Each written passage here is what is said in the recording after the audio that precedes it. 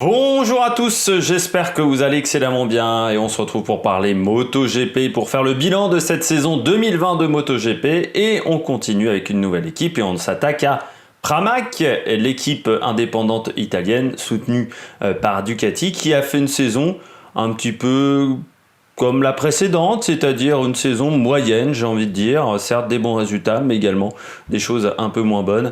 Avec certes une cinquième place et 183 points. Donc on gagne une place au championnat par équipe. Mais on perd 36 points. Je rappelle encore une fois qu'il y a eu moins de courses en 2019 par rapport à 2020. Donc c'est des résultats à peu près équivalents à l'année précédente. 5 podiums, mais 10 abandons et 11 sur 20. Cette saison, on entend de moto, cette saison 2020 qui n'a pas été un long fleuve tranquille du côté de Pramac, avec du bon et du moins bon du côté de l'équipe. Il y a des très très bons résultats, il y a des podiums, certes, que ça soit avec Miller ou avec Pecco Bagnaia, mais il y a également beaucoup d'abandons, surtout du côté de Pecco Bagnaia, des problèmes de fiabilité également. Donc ça c'est alors que Ducati n'en a pas eu. Donc il faut également regarder de ce côté-là. Des résultats inconstants, parfois très bons, parfois moyens, voire une fin de saison médiocre pour un des deux pilotes. Et puis un Jack Miller qui a fait le travail, qui a fait le taf. Mais voilà, au final, on perd quand même beaucoup de points sur des problèmes de fiabilité, sur des problèmes techniques. Et puis également beaucoup de points sur des chutes. Donc la saison, c'est 11 sur 20 comme l'année dernière. C'est à peu près les mêmes petits styles de saison pour moi. On va passer à la bagarre entre équipiers. On commence du côté de Jack Miller face à notre ami Pecco Bagnaia, 9-2. Miller a également couru avec Michele Pirro qui a eu des résultats plutôt bons comme ce que sait faire Michele Pirro. Et 2-0 en qualification pour Jack Miller en course.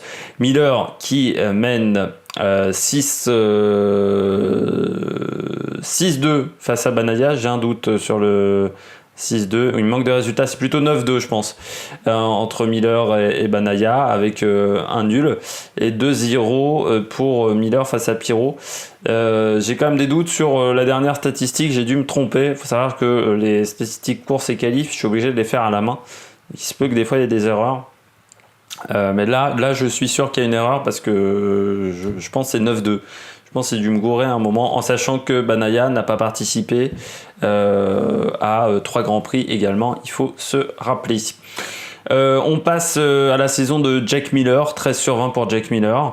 C'est la note avec une 7ème place au classement en pilote, une place de gagné, moins 33 points. Donc encore une fois, c'est à peu près comme la saison précédente, 4 podiums, 15 top 10, 10 top 15 pardon. Et pareil du côté des top 10. Et il manque juste une pole et une victoire cette année à Jack Miller.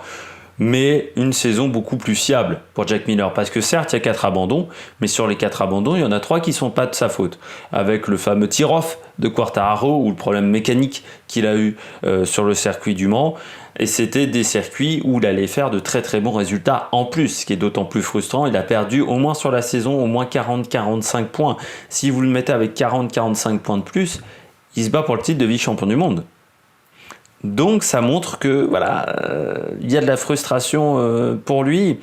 Un début de saison compliqué pour Jack Miller, un petit peu en retrait même par rapport à Pecco Bagnaia sur les 3-4 premières courses.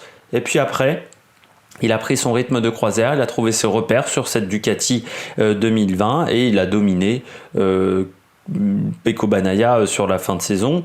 Malgré tout, pas assez en Q2 également, j'ai trouvé, pas assez en Q2 directement, c'est-à-dire grâce aux EL3. Souvent, il a dû passer quand même quelques fois par la Q1. Ça, c'est un petit peu dommageable, surtout que c'est un pilote qui a une grosse pointe de vitesse. Ça, on le sait depuis son début de carrière. Et puis maintenant, c'est à lui de démontrer que Ducati a fait un bon choix en le recrutant en tant que leader de l'équipe numéro 1. Donc voilà, on verra si Jack Miller a les épaules pour tenir son rang. Mais c'est une saison où pour moi, elle a été beaucoup plus fiable. J'ai mis 13 sur 20, je crois que c'est même une meilleure note qu'en 2019. Et non, c'est la même note, mais parce qu'en 2019, il y avait... Oui, non, il y avait des podiums, mais en même temps, je pouvais pas lui mettre non plus 14 ou 15, ce qui pour moi veut dire que la saison est parfaite, enfin la saison est déjà très bonne, en sachant que voilà, il y a quand même des choses à corriger également sur sa saison, parce qu'il a manqué parfois de rythme en course. Parfois, il a fait ce fameux truc de démarrer très très fort les Grands Prix et de se retrouver à mi-course à avoir les pneus défoncés. C'est encore arrivé quelques fois en Grand Prix, donc voilà, la saison n'est pas parfaite, mais c'est déjà une meilleure saison. On passe à Francesco Bagnaia, qui a fait, donc là j'ai marqué 13 Grands Prix, ce qui n'est pas le cas. Il a fait 13 Grands Prix, pardon, Bagnaia, il n'y a qu'une fois où il était absent. Un podium cette année pour Francesco Bagnaia, une 16e place au classement pilote avec 47 points, c'est-à-dire une place de perdu et 7 points également dans ce classement, 3 top 10, 5 top 15 et surtout 6 abandons cette année pour Francesco Bagnaia et un 7 sur 20. Beaucoup trop de chutes pour Francesco Bagnaia, avec une fin de saison médiocre. Ou au moins catastrophique, parce que tout le temps dominé par Jack Miller, jamais en capacité d'aller en Q2 directement, qualifié très loin sur ces courses-là. Le podium, c'est un peu comme pour Fabio Quartararo, c'est un peu comme Alex Marquez. Son podium ne peut pas sauver l'entièreté de sa saison. On ne joue pas sa saison sur une ou deux courses dans l'année. Moi, je prends la globalité de la saison.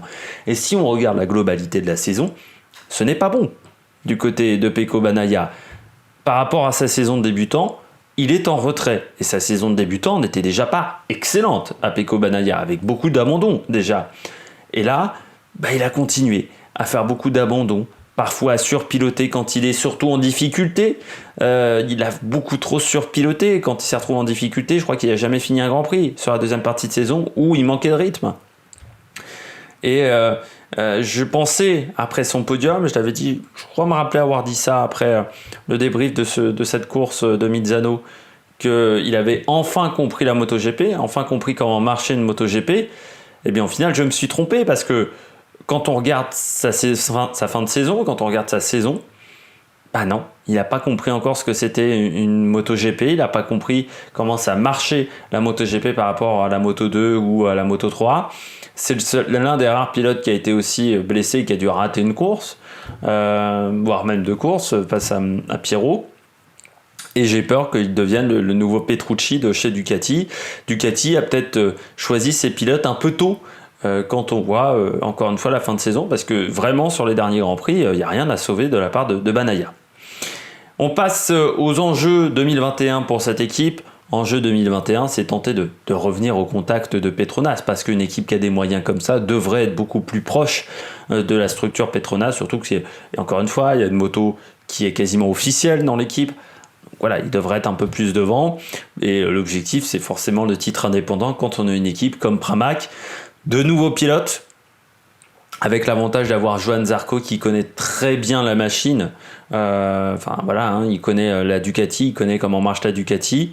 Le deuxième avantage de Johann Zarco, il maîtrise l'italien. C'est quand même une équipe qui parle énormément italien. Elle est très elle est très italienne dans la conception, cette équipe. Donc vraiment, ça parle italien dans tous les sens. Donc là, ça va être un avantage pour Johann Zarco. Et puis avec lui, Jorge Martin, qui vient du Moto 2, qui a plutôt fait une bonne saison, qui aura l'objectif d'avoir le titre rookie, sur lequel Ducati mise énormément, Jorge Martin également. Donc c'est un pilote, ils ont voulu le recruter très tôt, ils l'ont pris des griffes de KTM. Donc voilà, il y a un duo de pilotes qui me semble assez intéressant pour faire des bons résultats et être constant sur toute la saison du côté de chez Pramac. J'espère que vous avez aimé cette vidéo. Si vous avez aimé cette vidéo, n'hésitez pas à mettre un pouce bleu. N'hésitez pas non plus à réagir dans les commentaires si vous trouvez que j'étais trop gentil, être trop méchant avec certains pilotes. Et puis n'hésitez pas également à vous abonner à la chaîne et à mettre la petite cloche. Comme ça, vous êtes au courant des dernières vidéos qui sortent sur l'Amérique Production. Allez, ciao pour de nouvelles aventures sur l'Amérique Production. Allez, à la prochaine.